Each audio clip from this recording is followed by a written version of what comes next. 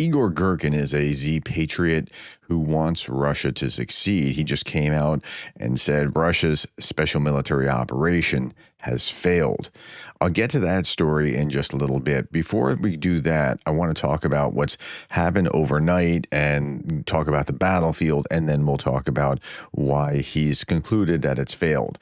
Okay, so Russia can produce up to 2,700 Shaheds per month. That number is down. It used to be that they could produce something like 150 or more per month. And so between the supply chain being hit and the drone factories and those sort of things, it's now 2,700 per month. What does that mean exactly? It means about 90 per day. We'll come back to that number in just a moment. Ukraine faces truly massive attacks. This is from the Euromaidan Press, from hundreds of Russian drones as Moscow's monthly Shahed production hits 2,700 units.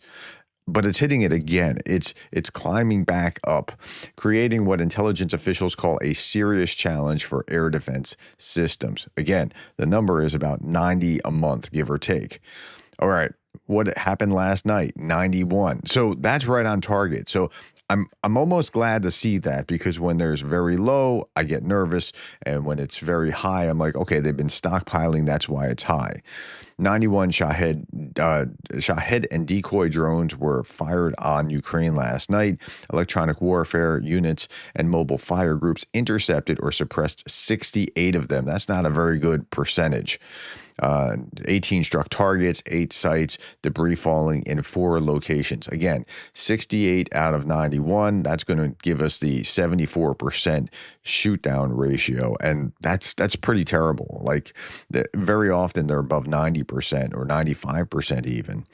Okay, Russia launched 91 drones overnight, 18 hit targets, and you see some of the damage here.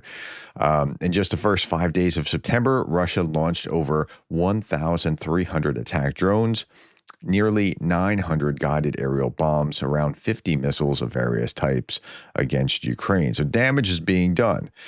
Greg Terry, who's been in Ukraine for a month or so, maybe 2 months, he's talking about what just happened in his experience, and you get to see this with your own eyes. Operational security, everything is good. Nobody in this world out there in YouTube land or other places know where our storage facility is. They don't know what city it's in, what region it's in, what the address of is. We have everything completely secure. He told me about this, and I don't know what the actual address is. But it was hit. There was outside damage by a KH-101 rocket, and I just think, you know, we're there working all the time. Our vehicles are parked there. If our vehicle had been there, it may not have been a good thing for the battle bus or our vans or our trucks. But anyway. And this wasn't a direct hit, but you'll see some of the damage nonetheless. Zhenya went over, he checked it out, and check this video out from Zhenya. Here we go. Here is it. It was KH. Hear that crunchy sound? They're walking across blown out glass. 101. It's our charity foundation storage. Sasha, скажи hello. This is what Russians, the way they fight with the humanitarian aid. You see? They're fighting with humanitarian aid. This is why they produce KH-101. Okay, so clearly it wasn't a direct hit, but it was enough of a damage or of a strike that blew out some windows and things like that where they keep humanitarian storage. So, like, that's what's going on regularly. Now, I want you to see this little drone. See this little guy that's like flying? Okay, this is one of the things that's going to be a great solution, because there's only offense really in drone warfare. It's really hard to play defense. But this little guy is defense. It's a little drone interceptor, and they're building these. They're going to be building these on scale, and these things can take down Shaheds and other threats that are coming in, and they fly up and lock on and target them. Okay, Ukraine knocked out up to 20% of Russia's refining, over 1 million barrels per day. Now, that's not according to me. That's according to The Economist magazine now. So I've been conservatively saying at least 17%, upwards of 20%. You've heard me say that over the last few days. Well, The Economist magazine is saying knocked out 20% of Russia's refining capacity. They've also gone after all kinds of other things. Here is a Podlet K1 radar being attacked. This was just yesterday. Over the last couple of weeks, Russian forces lost substantial number of air defense assets in occupied Crimea, as well as occupied parts of Kherson and Zaporizhia. Especially the radar components have been targeted. It's really interesting how much they've gone after radar. The concentration of Russian air defense assets in Ukraine's south is being destroyed, might be the reason for the reemergence of Ukrainian Bayraktar drones. And you've seen those on the battlefield here recently, or in play recently. Ukrainian FPV drones taking on a Russian BMP here in this video. And yeah, it's not going to last very long. Here's another Donetsk Access fighters of the National Guard's 27th Perchik Brigade Special Unit Lazar destroyed a Russian Buk M1 air defense system worth an estimated $10 million. It's really interesting. And I ought to show you some of this. Like, certain units do different things. Like, some just go after personnel and are just hitting them left, right, and center. Others are not doing as much of that, but they're hitting really high value targets, and laser tends to be one of those units. Okay, 960 Russians off the battlefield day over day, 2 tanks, 39 artillery systems, no armored fighting vehicles, 119 vehicles and fuel tanks off the battlefield. Engagements near average, but casualties are well above average. Again, 960, and it's been hovering around 800 and change here for a little bit. The drone losses are near average. Unarmored vehicle losses remain high. Overnight attacks, all drones with nearly 3 in 4 of those intercepted. 3 in 4 sounds good until you realize they were hitting about 9 out of 10, generally speaking. Okay, let's look at Pokrovsk. Pokrovsk is the area that the Russians want most. If you're not new to me, you've been hearing a lot about that. If you are new, consider subscribing. I do these kind of updates every day. Now, there's a salient here that was threatening into Pokrovsk, and this looks like it is now in a gray zone. It's not really Russian controlled, so it's contested. But it looks like that's a positive thing, because they were really working into it. And then you had the bunny ears up here, and this is above over by Dobrapilya. Dobrapilya is here, and this movement around to try to sweep behind them, and it got cut off. And it looks like this has been a really bad place to be for the Russians. According to Ukrainian sources, Russian forces attempted morning breakthrough toward Minorod. No, okay, so what are we talking about? There are sister cities here. Okay, there's a highway in, a highway around, and the Russians have captured this major highway that would cut them off from other places like Konstantinivka. And so that's bad. But Minorod is a sister city to Pokrovsk. It doesn't get nearly as much attention. It's like Minneapolis and St. Paul. People hear Minneapolis, but they don't always connect St. Paul. Well, Minorod is what we're talking about. Attempted a morning breakthrough toward Minorod. 4 armored fighting vehicles were destroyed. Ukrainian troops are now targeting the scattered infantry there. 425th Assault Regiment captured 26 Russian soldiers near Pokrovsk over the past week, the unit reported, and so that's good. Either way that they're off the battlefield, they're off the battlefield. 10 Russians in a truck being targeted by drones. Like, again, with drones, it just changes everything. Okay, let's talk about the feature that I brought you here for, because of the title and the thumbnail. Why Igor Girkin's prison letter matters. One of Putin's own warlords is openly declaring Russia's war in Ukraine is a failure. Girkin, aka Strelkov, isn't just another prisoner. He's a former FSB officer, one of the architects of the 2014 invasion of Ukraine, commander of the Donbas separatists. He also was part of, involved with the shooting down of MH17. He killed 298 civilians, and then they blamed the Ukrainians for that, right? If you remember this. He's a bad guy, but from prison, he's in prison because he was talking bad about Putin, and Can't really do that because, free speech is not a thing there. Okay. Girkin writes that Russia's SMO has failed. Now, I can't stress enough how important it is that he's talking about this. The SMO has failed. Moscow can't defeat Ukraine. Cannot defeat Ukraine.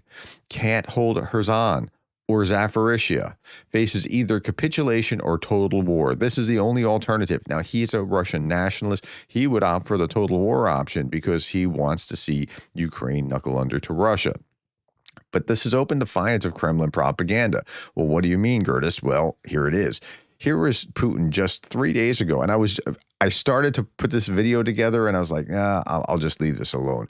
Ukrainian military in critical condition, says Putin, no longer capable of large-scale operations, according to Putin. Ukrainian combat-ready units are staffed at no more than 47 to 48%.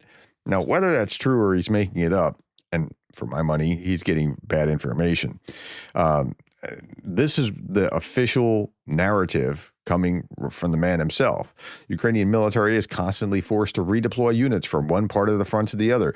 And I remember saying in that little video that I didn't actually put out, but so are the Russians. That's what the reality is. So Girkin's kind of right. You can't really do it unless you're in a total war scenario. And Putin doesn't want to mobilize the entire country for total war because he wants to stay in power.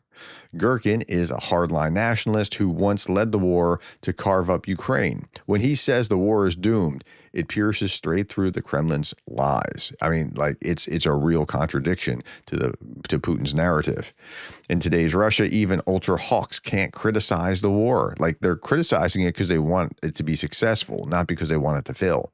The Kremlin tolerates no dissent. Girkin's blunt honesty crossed Putin's invisible line. Do you remember Prigozhin? Yeah. He tried that, and it didn't work out so well. Russian jails are silent execution chambers. I know I've experienced them, says Sean Pinner, who's posting this. Accidents, sudden illness, tea, poisoning are the regime's way of erasing critics. Girkin himself admits that he may not survive. Here's a picture of Navalny, who didn't survive. Girkin once served Russia's imperial project. He even admitted to rounding up Crimean deputies at gunpoint during Russia's takeover of Crimea. Now he's trapped by the very system he himself helped build. His prison letters expose not only Russia's military failures, but Putin's fear of the truth, and that's why Girkin will also likely die in prison. I think if you're a betting man, that there's some good odds there that Girkin will not get out of prison. Okay, just a few more things and we'll be done. Ukraine's trench front, drones are resupplying troops stuck for weeks under Russia's surveillance. They dropped 40-pound packages with ammo, medicine, even borscht, cabbage rolls, cigarettes, herbs to sustain the soldiers cut off from normal supplies. So they're in bunkers somewhere trying to coordinate their fight in the front, and drones like this. Okay, this is a Baba Yaga. This is it's also called a vampire drone. Baba Yaga refers to the Slavic mythological creature Baba Yaga, a supernatural witch who flies around in a cauldron. Soldiers of the Russian armed forces claimed that the drone had claws that could abduct soldiers. Chechen soldiers claim that these things could abduct them. You'd have to be pretty scrawny, I guess, because they can carry stuff, but I'm not sure that they're going to be carrying people. But these are the kind of drones that we just purchased in our last fundraiser. Was it our last fundraiser? 2 fundraisers ago, so that they could do exactly this, so that they could drop supplies to the front. So soldiers don't have to go out and be exposed. They can bring the supplies to them. Okay, by the way, there's a new drone innovation here. You're going to be amazed at what these drones, the new ones, can do. I can't spill the beans yet, but Greg and I will be telling you about it because there's another fundraiser coming for something even more amazing. Okay, what are we seeing here? When Greg's on the front, he's driving through these kinds of things. Well, not on the front, like fighting, but dropping aid. He's running through these kind of tunnels of netting because that's the best defense that they have. So Ukrainian forces set up this anti-drone netting. Now, can they get through it? Yeah, where there's a will, there's a way, but they can also patch it up in pretty short order. Okay, tassels, Andrew Perpetua says. Tassels, like graduation tams, tassels just hanging down like little, yeah. Okay, tassels are probably the most effective and cost-effective way to kill a drone. And in my opinion, Ukraine should hang them on those net tunnels that they build. Yeah, I mean, the tassels, they can get, hit by a car and just keep going. But for drones, it would become a labyrinth. And if you're using the right kind of translucent wire, it would be very hard for the drone to see. Okay. Meanwhile, the U.S. and Ukraine are negotiating a massive deal. It's not there yet, but they're working on it, worth $100 billion of selling aid to NATO, who will then send it off to Ukraine. Under the proposal, Kyiv would be able to purchase American weapons, while Washington would gain intellectual property rights to advance Ukrainian military technologies, according to the channel. So they can work a deal. It's so frustrating to watch how slowly it's going. As an American, I know if you're international and you're looking at America, it's frustrating. Imagine how an American supporting Ukraine feels watching the same thing. Okay, residents of Russian-occupied Donetsk continue to suffer from water supply issues. Water in the city is turned on for only a few hours a day. People are forced to replenish their supplies at water distribution points where it is brought from other regions, and they have to use water filters. And this has been going on for some time now, but the people are really kind of fed up and ticked off that, I mean, it was a completely unforced error. It did not have to happen. It was not something like that. Okay, it was something that the Russians didn't have to do, but they decided to destroy mines and sell the equipment for scrap. And in doing that, they damaged the water supply and so on and so forth. Okay, last little bit from Darth Putin. Day 1290 of my 3-day war. 1,290 days in a 3-day war. We have taken 80,000 casualties to not yet capture Pokrovsk, a town with a pre-war population of 60,000. I remain master strategist. So when I tell you that, Girkin saying Russia's special military operation has failed, seems like there's some evidence. All right, my friends, that's all that I have for you. Thank you for the likes, the time, the share, the subscribes. I really appreciate it. Put your comments below. But more than anything, thank you for being the kind of person that cares about Ukraine.